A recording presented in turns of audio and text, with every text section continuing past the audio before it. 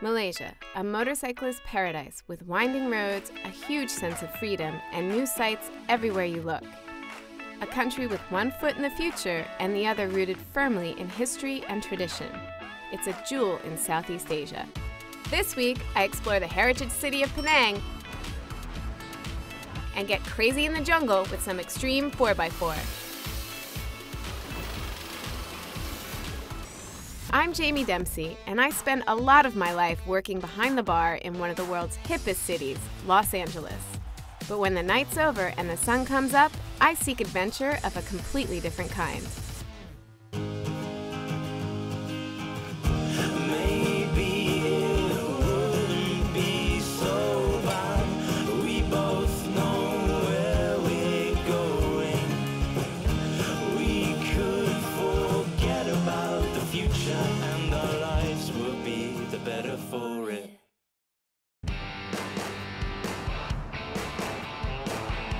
From the east coast of Malaysia, it's time to head across the country to the west and the famous island of Penang.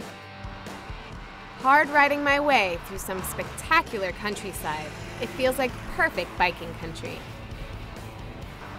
I'm riding through the highlands on my way to Penang, and it's just stunning. The scenery is so beautiful. This is why I'm riding a bike, just to take it all in. I can practically see all the way to Thailand from here.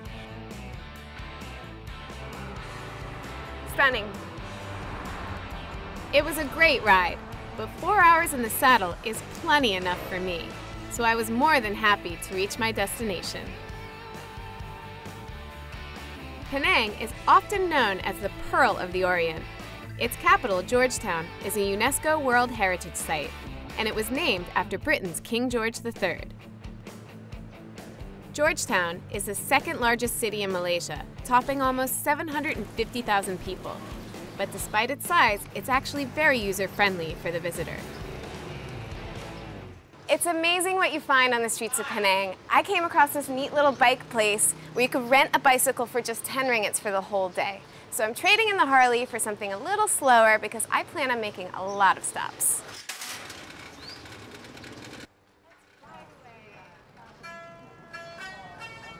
Georgetown combines commerce, arts, and coffee in abundance. It's a unique blend that makes for a very chilled atmosphere.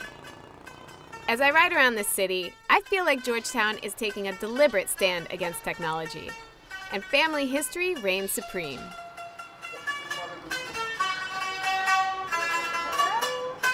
What kind of instrument is this? Oh, here.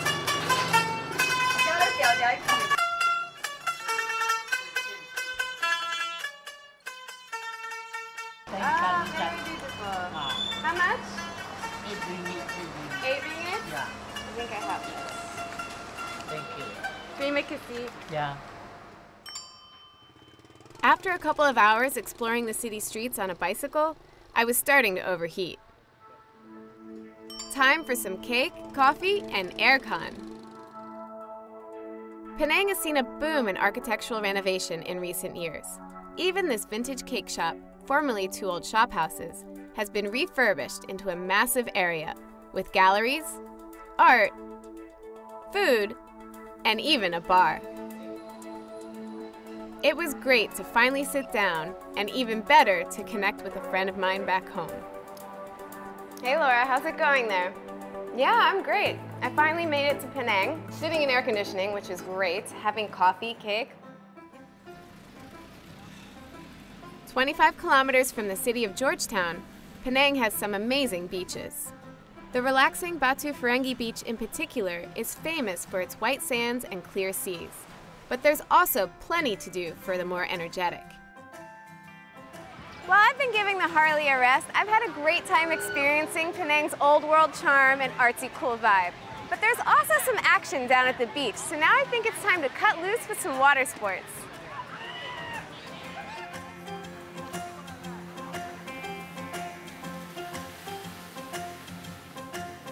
You can head for the water or take to the skies. I know exactly where I'm heading. Gotta make sure I don't fall out into the water. Won't only be bad luck. Woo!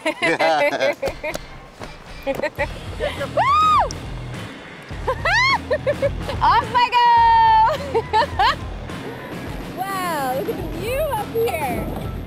I was more used to having two wheels firmly attached to a road. So I was a little nervous as I soared high over everyone and everything. But that soon passed. I could take a nap even.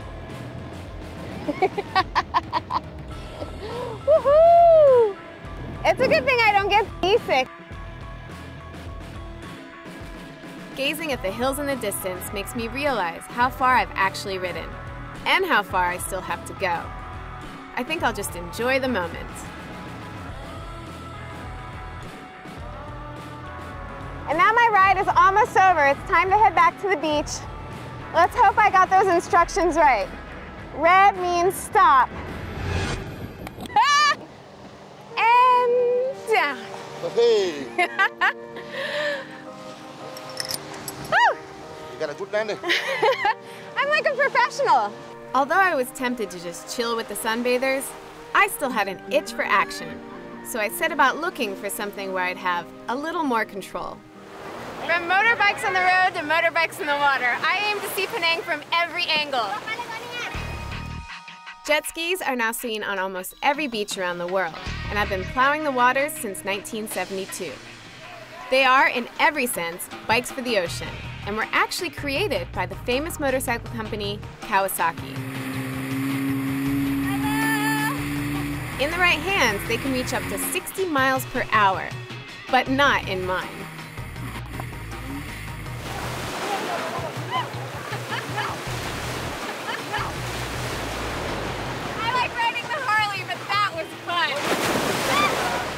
I say goodbye to my water playground at Batu Feringghi and head back into town. It's time to find a place to park up for the night. When looking for a place to stay in Penang, I found these great Bon-Ton shophouse residences called the Straits Collection. Look at these great old school doors. It's almost hard to find a place that has not been refurbished in Georgetown, and Bon-Ton is no exception. Before it became a heritage hotel, it served as a home to the British colonial officers and local administrators. As well as all things a modern traveler would need, these hotels certainly create an aura of nostalgia. This place is one more thing to add to the list of things I love about Penang. I've got 2 stories all to myself, a living room, a kitchen. I think I could get lost in this place. This is way better than a hotel room. With every detail designed to complement each other, the whole atmosphere of the place was sophisticated and very chilled. Wow, look at these stairs. It's so cool. It's almost like a treehouse.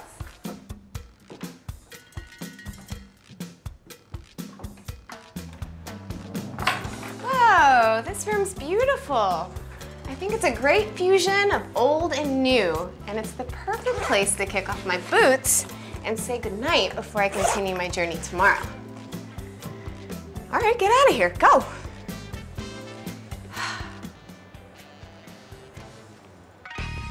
Coming up, I continue my heritage tour with a visit to the famous Blue Mansion. And I get down and dirty in the jungle with some extreme 4x4.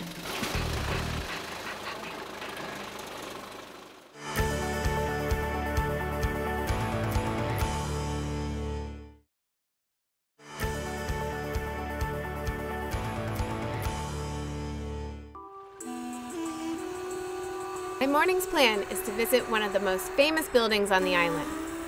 Everyone who's spoken to me about it has called it magnificent and a must-see for anyone visiting Penang.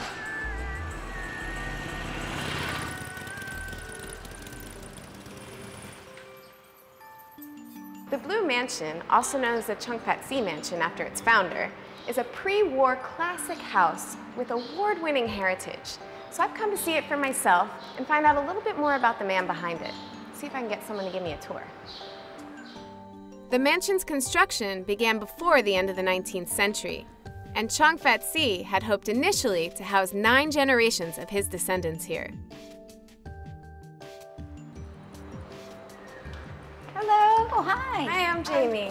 Nice to meet you. Welcome. Can you show me around? Tell me a little bit about this place. This mansion was built by a very successful man. He started with nothing. He was just a water carrier in Jakarta. He went from mini market to pepper plantations, rice, sugarcane, tea, coffee, rubber.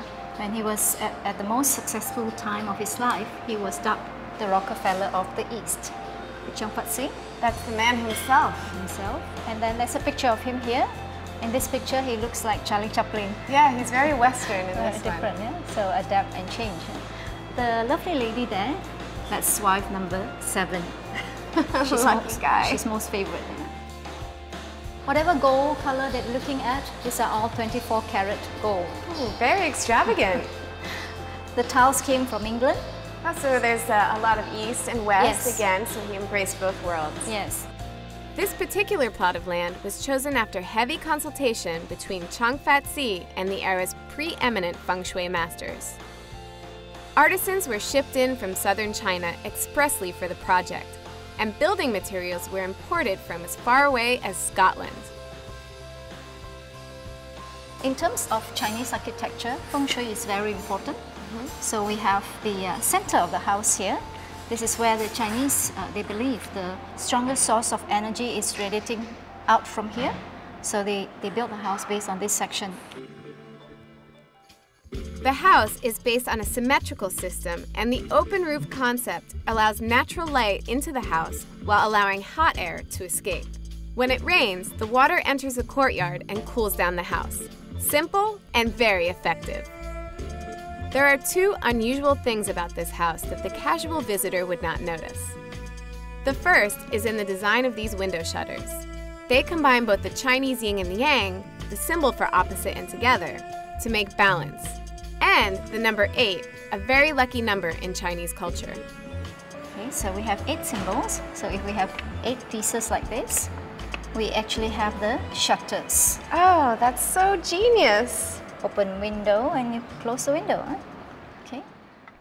The other thing is a unique recycling concept that uses broken pieces of bull to make decorative dragons on the roof, both now and back when it was first built. The artisans carry the bowls up to the roof in baskets, and then they take a piece out. Then take that piece, they have to shape it accordingly. If they need to make flowers, they have to shape petals. So they just grip at the side and go up and down to shape it. Once they have the correct shape, they put the lime putty and they press it in. So the first word in English is cut. The second word is paste. So this is Chinese version of cut and paste. Tianyan. Yes, this is. The house was first opened to the public back in 2001 and has been renovated extensively. Daily tours, bed and breakfast, and private functions help to offset the running cost of this beautiful old building. There are 38 rooms to maintain, spread over 58,000 square feet. I spent some time just wandering around, soaking up the atmosphere, and enjoying the relaxed old school vibe. Imagine what it must have been like living here back in the day.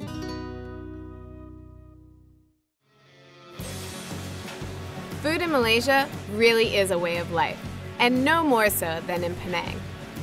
I've been here for a while and still not tried any of the famous local food that I've read about. So it's time to head to the streets. Long regarded as the food capital of Malaysia, Penang not only enticed me with its heritage, but also its delicious cuisine. Now, I've sampled local delicacies in every state so far, so when I heard CNN voted the Assam Laksa here 7th best in the world, I decided I had to try it. Assam Laksa is a spicy but sour noodle soup, with tamarind as its key soup ingredient. People come here from all around Malaysia for exactly this, Penang Assam Laksa. Oh my god, that's delicious. You can see how popular it is. I was lucky to get this table.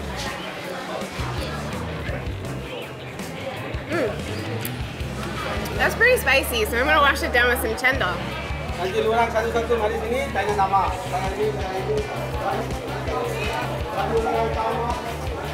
Oh, that cools my mouth off.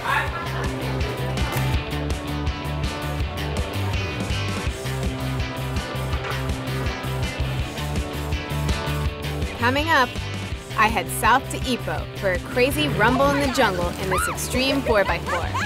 It's a crazy way to get closer to nature, but I want to see the jungle from a new perspective. Oh, that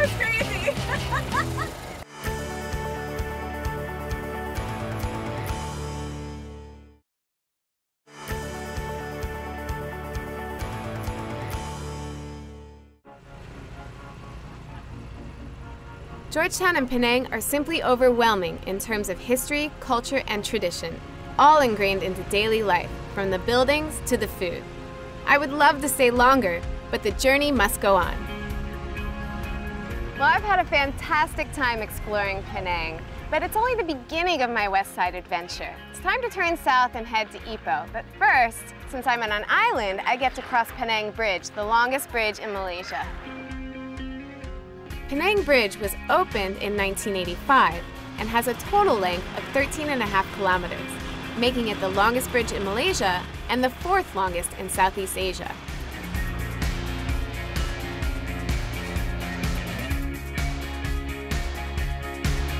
Before leaving Penang, I couldn't resist stopping to pick up something to commemorate my trip. And what would be better than a Harley-Davidson and Penang shirt?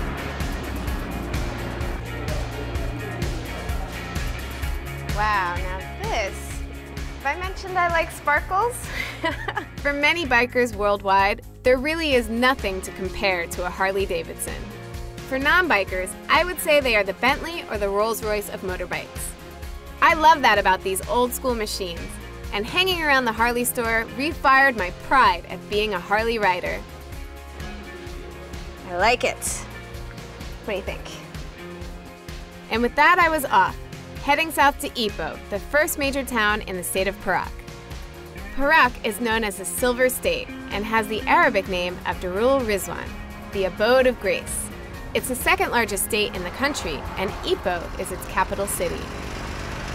During colonial days, Ipoh was Malaysia's 2nd city and had the nickname of Millionaires' City. Tin mining made thousands of people millionaires. But when the prices crashed, the state's economy collapsed, and it's taken a while for the state to get back on track.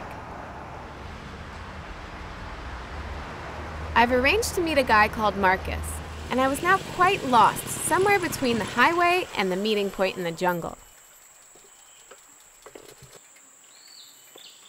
Hey Marcus, yeah, it's Jaime. Yeah, where are you leading me? This is the middle of nowhere. Oh, okay, yeah, I think I turned right instead of left. Okay, got it now. Yeah, thanks. I'll see you soon. Bye. Following his instructions, I soon found myself on a dirt road heading towards dense jungle. I really was in the middle of nowhere. So this guy Marcus told me he was going to show me the jungle in an entirely new way, and I'm supposed to meet him out here in the middle of nowhere. Oh my God! Oh my God, you scared me! Are you ready? This is what you meant by an entirely different way. All right, I can do it. Well, I'm ready. Let's see the jungle my way. Okay, Marcus, when you rode over that hill, it sounded like a tank. What kind of car is this? We built this car to go deep into the forest, so it's designed to overcome the most difficult obstacles. And here is the first one. Have a look at this. We're going up there? We'll be safe. We have Brett with us. Hi, Brett. We are in touch with our walkie-talkies, and he will guide me up that hill. All right, I'm willing to try it. Let's go. Well, let's do it.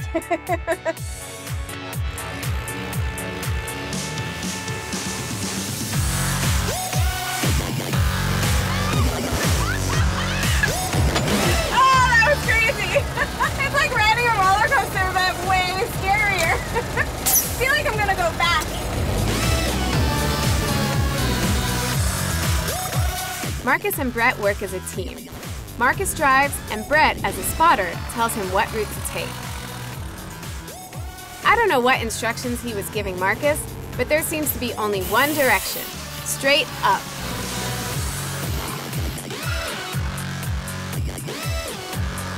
We're gonna go upside down. This really is an amazing machine. It seems like it can go through just about any terrain. Hey, Mom! With Brett leading the way, guiding Marcus carefully through the tricky parts of the course, this beast just seems to eat up the obstacles.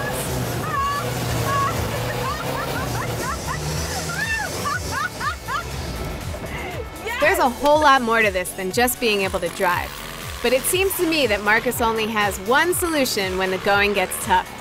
all ahead full. More power, number one.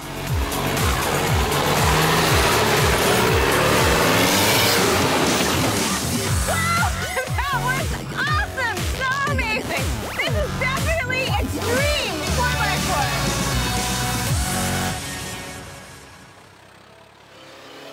It was great to be out of the bouncing juggernaut and to be able to soak in the view and reflect on the journey so far.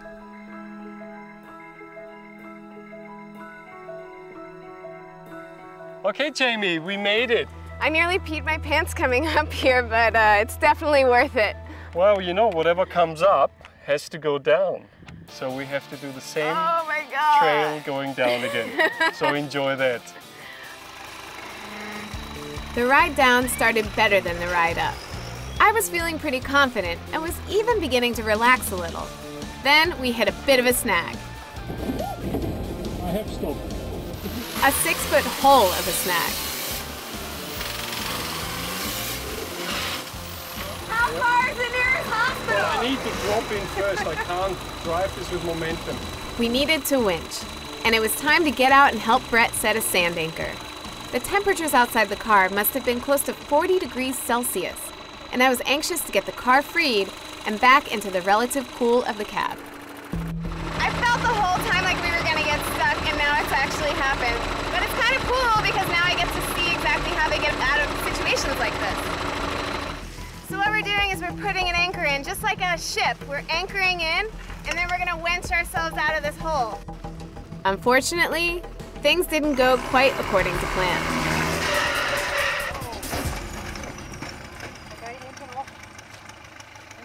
Uh-oh, spaghetti-o. I was just glad I was out of the car when that happened. Well, I couldn't stick around to help get the beast back on its feet. I had a long walk back to the bike, and it was seriously hot. Brett and Marcus would have no problem sorting out that little problem. It's all in a day's work for them, and besides, they probably think that that's great fun. Me and my Harley are still fine, so it's time to saddle up and head south toward Fraser's Hill. It feels good to have smooth road under me again rather than dirt, and I'm hoping that the chilly temperatures of the Colonial Hill Station, where I'm heading next, will be a welcome break from the humid tropical heat. Next week on Ride and Seek, I head for the cooler climbs of Fraser's Hill, check out this awesome old English hotel, and end up bouncing down a hill in a Zorb ball.